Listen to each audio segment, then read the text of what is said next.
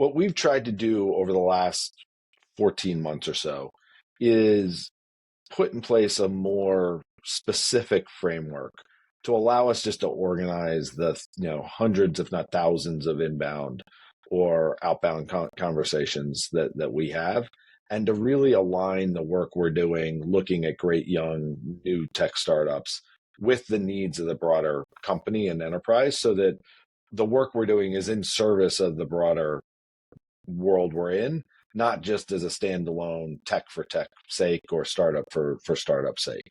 And so we've really identified three areas, and they're broad, that we think technology can have a really meaningful impact.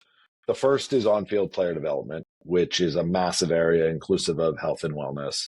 And there's so much happening in that space. So that's one area, and we can go in more depth there. Second is fan engagement. Right. We've already talked about it a little bit, but we do believe that there are things that technology can bring that can make the fan experience better, whether that's in stadium, at home, out and about. There are ways that we can use technology to better engage the fan base. And then third, because we control the media production, we believe that over the next several years, there are going to be real leaps in the technology you use to produce live matches. And we're really excited about some of the use cases there.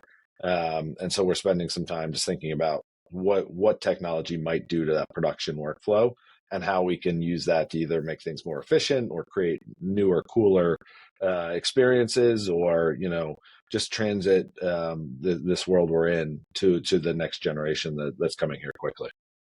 And is that pretty much your current role, that Senior VP Emerging Ventures, taking that step back away from the day-to-day to be able to look at that 30,000-foot view around those pillars, and that effectively was the genesis of the Innovation Lab? Yeah, so the Emerging Ventures group, I think of it really as we spend about 50% of our time doing kind of traditional venture cap, and 50% of our time doing more traditional corp dev.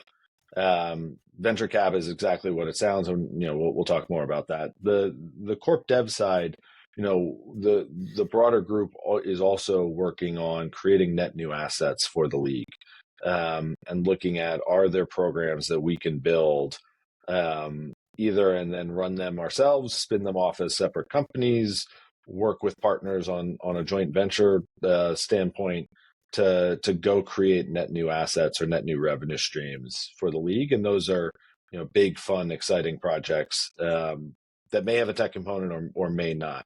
And ultimately, the long-term goal for Emerging Ventures is we should be unlocking new revenue streams and new value creation for the MLS enterprise outside of kind of your traditional sports revenue streams of media, ticket sales, sponsorship. And we think we can be additive to the whole pie. And so that's what that's what we wake up every day thinking about. And the thing is, from an MLS point of view, you've got a really large canvas to apply some of that technology there. It's not just the league. The league has expanded with more teams and more markets. So you've got good penetration across the North American landscape, but you've also got, vertically with NMLX Next Pro and MLS Next, you've got this participation base.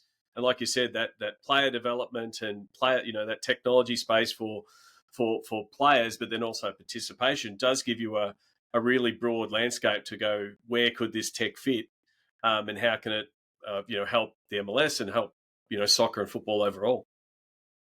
That's been the most unbelievable development over the last 4 years, right? If we went into COVID as a very high performing first division league, and that was really the focus. Now, 4 years later, we're still an unbelievably quickly growing first division league.